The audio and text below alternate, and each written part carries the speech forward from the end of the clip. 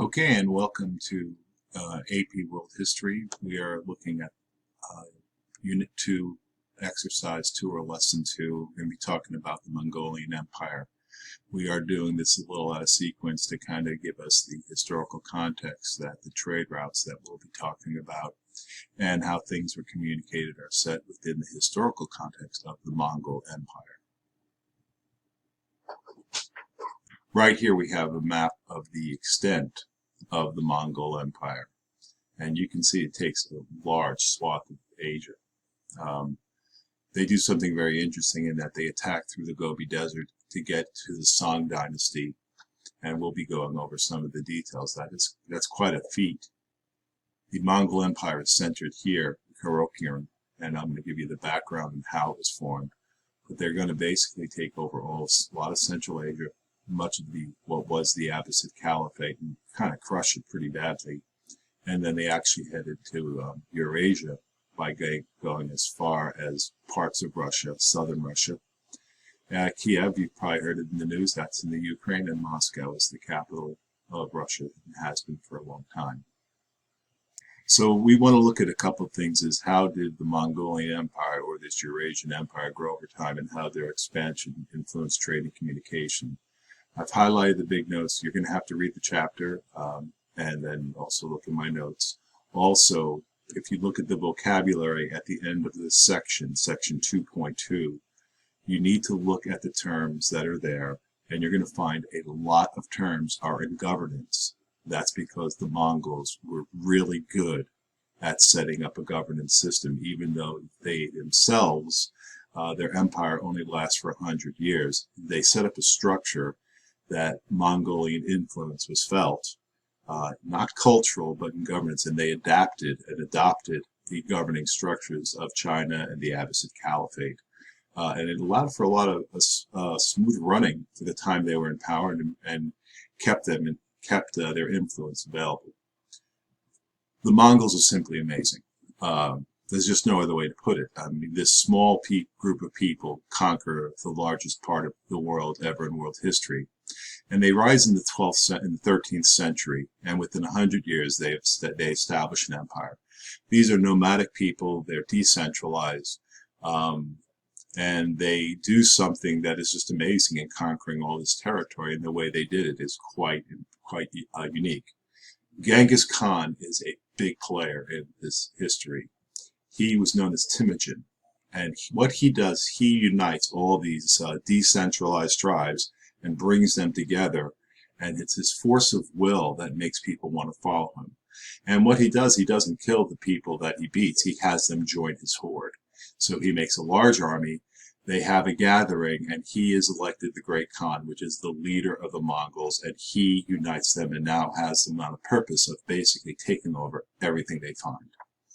He does have a reputation of being brutal and ruthless with people that he conquers, but not in the ruthlessness is a little bit overstated. He was more than willing to accept you into the horde if you accept his rulership and accepted the Mongols' custom and said, yes, the Mongols are in charge. So if you were a soldier, a common person, you'd be okay as long as you didn't rock the boat. As a matter of fact, your life probably was going to get a little bit better because of the Mongol governance system that's going to be set up.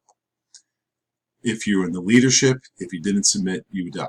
And if your town didn't submit, they would be in trouble. So it was a situation, if you submit and play ball, well, you'll be okay. Now in 1209, he does go to war with China, and he basically destroys the Song Dynasty, which is a pretty impressive thing to do, especially when you consider that the population of China was about 100 times greater than the Mongols. He has a much smaller army, a much smaller population to draw from, and basically a population of less than 1 million takes over a population of way more than 1 million in China alone, and taking over all of Asia. Genghis Khan, one of the key to his success was that he was so organized, and he really based the system that the Romans had used, which was based on units of 10. So you'd have 10 people, and they would form a small tight group that was very mobile and used horseback and archery to their greatest advantage. And then 10 of those would form another group, another cohort, and then 10 of those would form a larger cohort of 1,000, and then the larger units, 10 of those would form basically an army. This was a very strong system of leadership. It was very structured.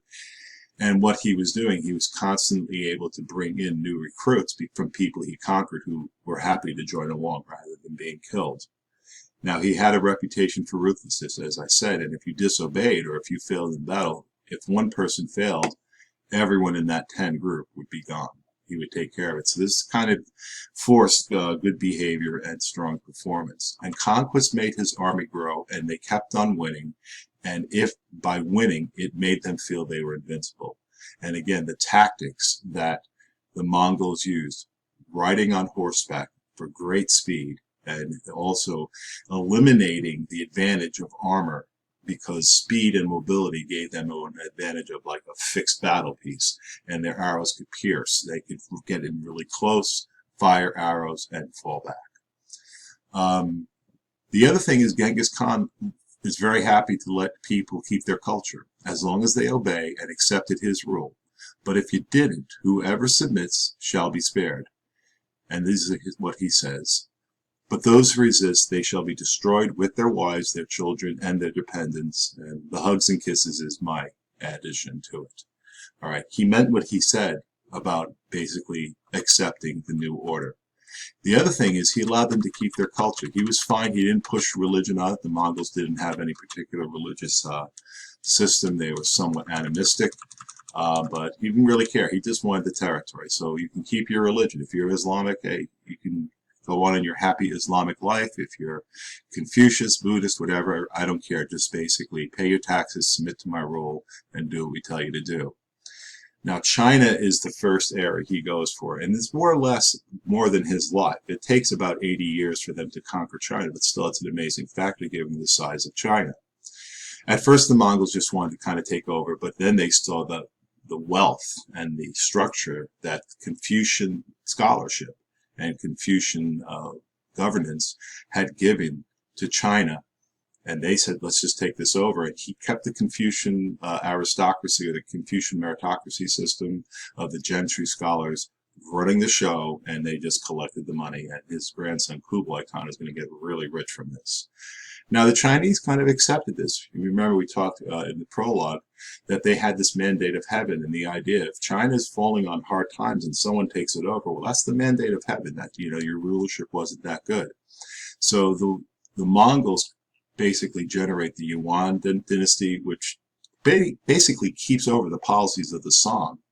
But one thing they do is the Song had kind of falling into a lack of improvement. So they improve the roads, they make canals, they promote arts, and it's a real boom for China. They go through a rise. They had been dropping down between 1100 and 1200. Now that the Mongols have taken over, they get whipped into shape and they take over. Persia, he goes through Persia. Now let's go back to our map here. If we look at Persia, this area right here is Persia. And this is a much faster conquest. It takes him very little time. And he makes an example in the city of Baghdad, because the Persian world, the Abbasid Caliphate, and if you read some of the writings of the era, they're flipped out. How can Allah allow this to happen? And some of them kind of dug their heels and said, we have to double down and, fight. Well, they found out that was not a good idea against the Mongols, especially in Baghdad, which is kind of the center, the intellectual heart and center of this Abbasid Caliphate that you can see is already starting to dwindle away. It used to go all the way to North Africa. In Baghdad, about 200,000 people are killed by the Mongols. They just go through the city and they just kill everyone, as a lesson saying, if you resist, and if you have your religion basically try to undermine us, you're going to be in trouble.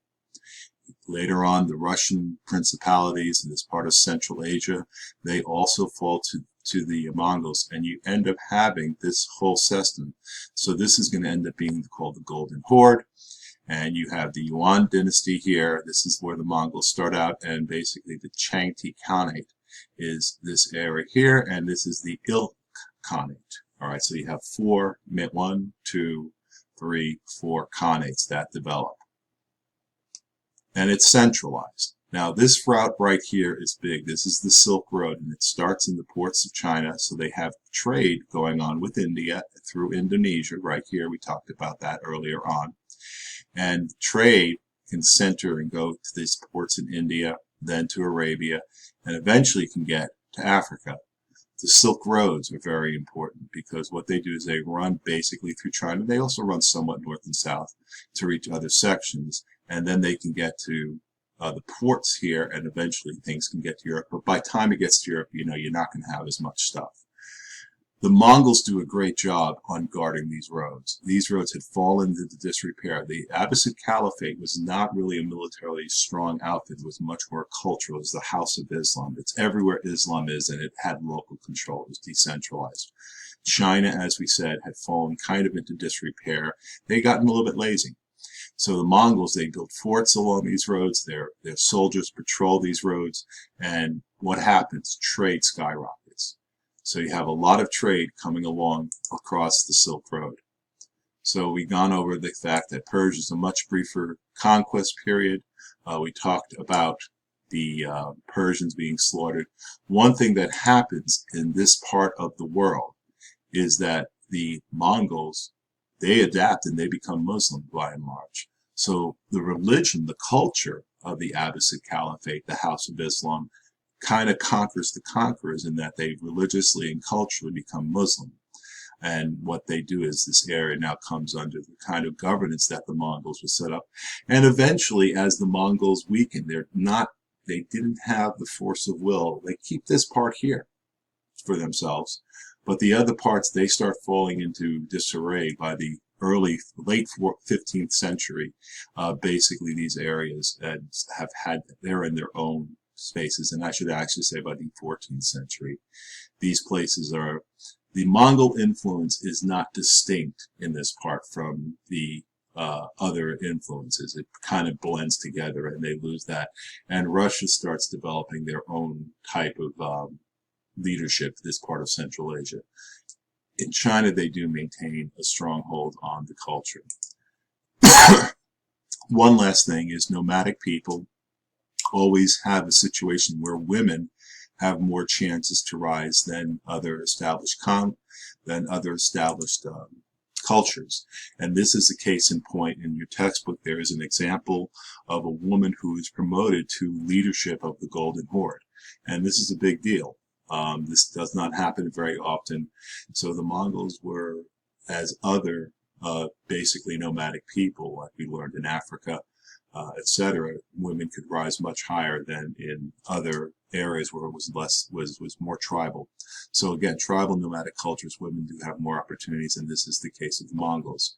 You still need to look at your vocabulary, chart it using the gestic chart. A lot of the terms are going to be on governance. This is hitting the highlights. Now you should be equipped to read and do well. So have a great day. Thank you.